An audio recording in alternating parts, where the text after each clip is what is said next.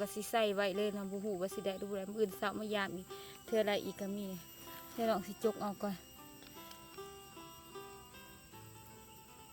อุ้ยตายไปเลยเนาะใหญ่เติบเลยทุกคนนี่ปลาคอเลยโอ้ยมันยังแฮอยู่เนาะเอากระปูก่อนก็ได้เนาะนี่กระปูหน่อยตัวนึงเอาเสือไปเห็ดตบปนกันเนาะกระปูเนี่ยเขาก็เอากระปูก็เอาปลาก็เอาเวิร์ดเนาะก็พอได้กินอยู่เนาะเนี่ยนี่แหละวิธีชีวิตของมันเนาะมันหน้าเนาะเราเก็บพักแต่มาใส่กับลักเนาะ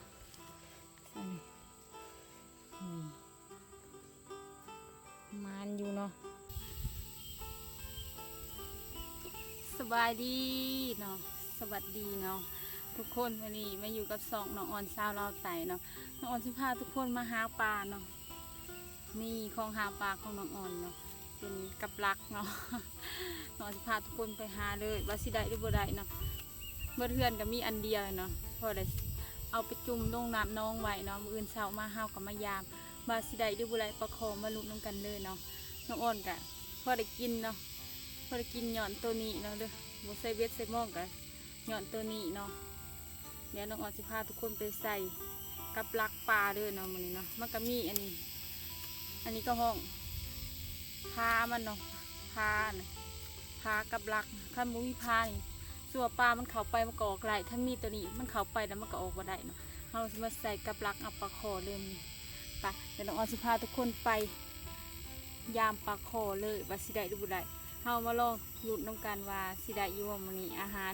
สิได้ปลาคอพอได้กินแดงเนาะแต่ว่าแหลดก็ยังออกอยู่เนาะนี่เนาะกับอ่อนกับมาส่วนเนาะในหมักกระโพดเนาะนี่เนาะต้องอดปลูกกระโพดมีชีวิตประมาณนี้เลยเนาะป่ะจะพาทุกคนไปใส่ยูนองเลยเนาะมาสิได้ลูกนี่เนาะก็เป็นหมักข้าวโพดซาลี่ที่น้องอ่อนปลูกไว้เนาะอ่อนก็สิลงไปใส่ยูนองหันเลยมือกับเปื้อนเนาะมาตะดึงหญ้าเนาะข้าวโพดก็บ่ค่อยร้ายปานใดเนาะปลูกบ่หลายเนาะแล้วน้องอ่อนสิพาทุกคนลงไปใส่หันเลยเนาะหันน้องตลาดเนาะเขาสิใส่เอาปลาคอเนาะมื้อนี้มากับมาหน่อยกำลังขนขัวหากระปูหนีบศพอยู่เนาะไปให้สิพาทุกคนไปหาปลากันเลยเนาะมื้อนี้เนาะด้วยของสิ่งนี้เนาะกับลักปลามีอันเดียวเนาะมีบ่หลายจนมันถึกได้สิบ่ได้กินนะเขาสิย่างลงไปใส่อยู่กลางหนองเลยไปพาทุกคนไปเลยนี่เนาะบรรยากาศเนาะประมาณนี้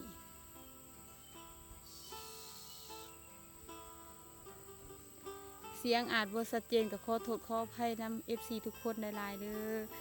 อ่อนกับบ่มีไม้เก็บเสียงเนาะมันอาจสิยินเสียงนกเสียงหนูห้องเสียงลมเสียงแดงมันก็ได้ยินไปเลยเนาะขอโทษหลายๆพาทุกคนลงไปใส่กับลักเลยแล้วตอนแดงเฮาก็สิมายามเนาะว่าสิได้หรือบ่ได้ใส่เลยทุกคนเดี๋ยวเฮาสิพาทุกคนลงไปใส่เลยเนาะน้องอ่อนก็สิย่างลงไปใส่รถเนาะปกติแล้วเขาเจ้าสิเอาห้ำใส่ไงนี่เนาะคันเขาเอาปลาปั่นเขาเอาห้ำใส่คันสิใส่เอาเอียนเขาก็เอาไข่ยิงใส่อันนั้นใส่เอาปลาคอเขาก็บ่ได้เอายังใส่เนาะใส่ใบซื่อปลาคอกระปูยังประมาณนั้นนี่ปะพาทุกคนลงไปใส่เลย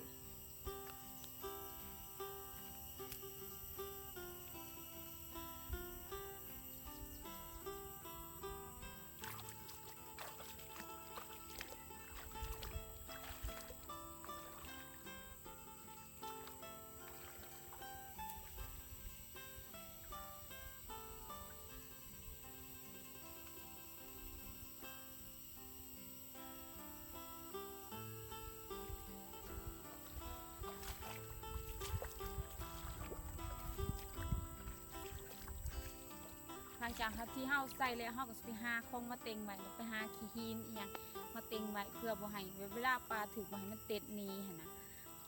พาทุกคนเลยเนาะทุกคนเฮาเอามาใส่เฮาก็จุ่มลงเนาะจุ่มลงแล้วนี้เลยเนาะน้องอ่อนตกคุมเลยขอโทษขออภัยนะสิ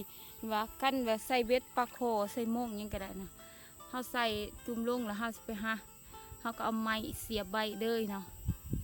เพื่อเฮาสิมาลัดเอาปลาคอ พอปลาโคไปยังกะยาเนาะปะประมาณ4-5 โมงน้องอ่อนกับสิมายามเนาะบุหูว่าสิได้หรือบุได้หาอาหารแดงเนาะมาสวนมาหัวก็ประมาณนี้เนาะเป็นมักกะโฟดซาดีของน้องอ่อนเนาะประมาณนี้เนาะ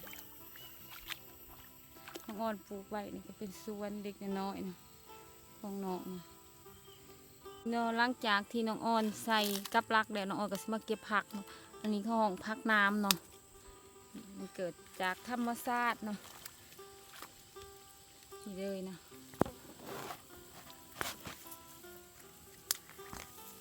พักน้ำโอ้โหว่าทางพังไทยห้องเอียงหรือว่าทางสหรัฐทางวันอ่อนห้องพักน้ำเนาะเลยมันเกิดตามหญ้าเนาะ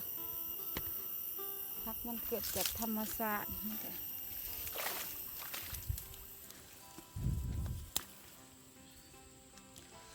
โคตรงามเลยเนาะพักก็งามนี่เลยทุกคนยอดโคตรงามเลยอวบนะ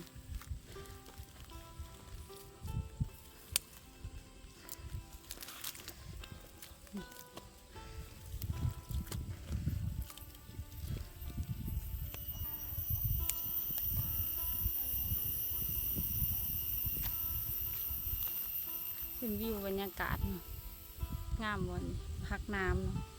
หลังจากที่เอาใส่กับรักเนี่ยเขาไปพาทุกคนมาเก็บพักต่อเนาะ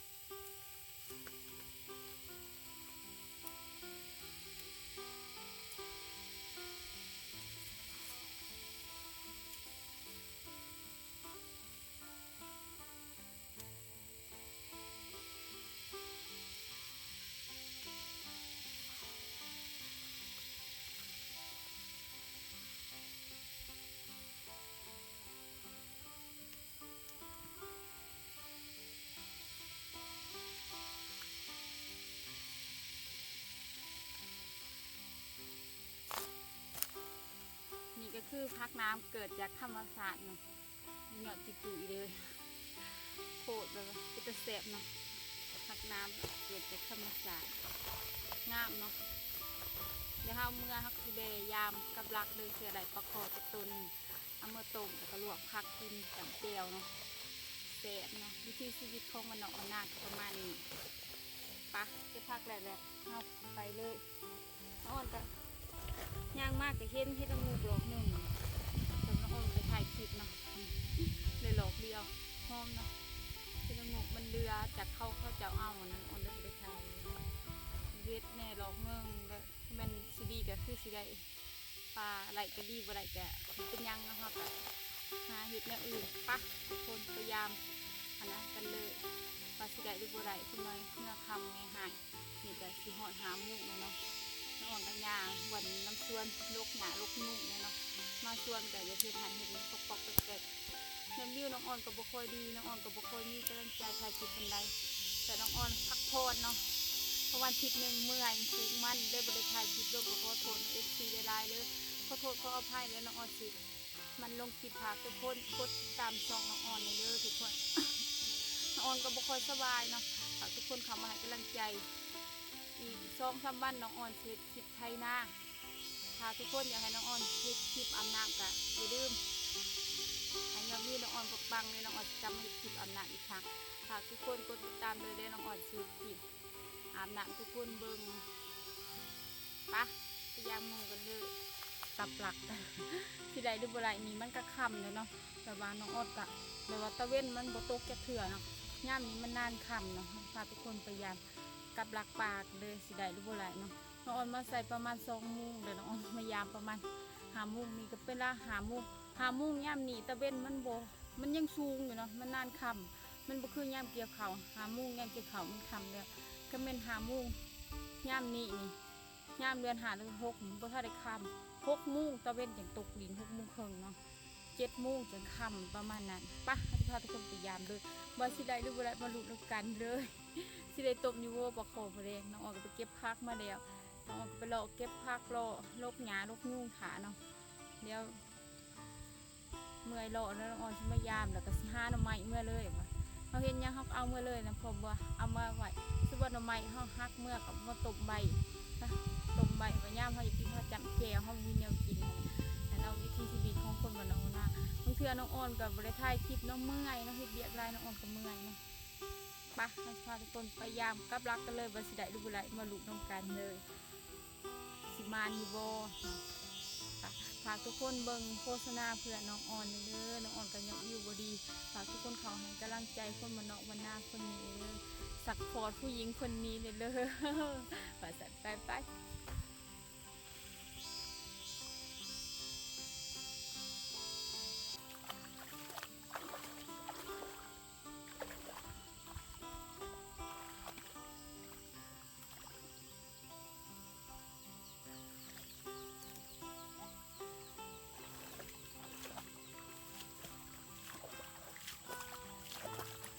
นี่ทุกคน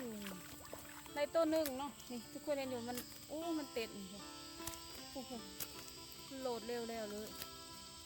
นี่เนาะทุกคนนี่เนาะเฮาก็ไล่อยู่เนาะได้ปลาคอตัวหนึ่งเนาะหมานเนาะนี่เฮาก็สิดึงเอาไม้ตัวมันขัดอันนี้ไว้ออกก่อนนี่ทุกคนปลาคอพอได้ต้มอยู่เราพอได้เนาะปลาคอใหญ่อู้มันกำลังถึกเลยมันดีเร็วโอ้มันถือกล่องสีมัวกระไรกระปูเนี่ยเนาะทุกคนเลยกระปูน้อยตัวหนึ่งปลาคอตัวหนึ่งเนาะอู้มันโหลดสงสัยมันกำลังเข่าใหม่ๆเลยเนาะถ้าเป็นฝนตกเฮาก็สิได้ลายกว่านี้เนาะน้องออกก็สิใส่ไว้เลยเนาะบูฮูว่าสิได้ดูแลมื้ออื่นเช้ามายามอีกเทื่ออะไรอีกก็มีเดี๋ยวลองสิจกเอาก่อนอุ้ยตายไปเลยเนาะใหญ่เติบเลยทุกคนปลาคอเลยโอ้ยมันยังแหอยู่เนาะเอากระปูก่อนก็ได้เนาะนี่กระปูหน่อยตัวหนึ่งเราเสียไปเห็ดตบปนกันเนาะกระปูเนี่ยเขาก็เอากระปูก็เอาปลาก็เอาเวิร์ดเนาะก็พอได้กินอยู่เนาะเนี่ยนี่แหละวิถีชีวิตของมันนกมันหน้าเนาะเราเก็บพักแบบมาใส่กับลักเนาะนี่มันอยู่เนาะมัน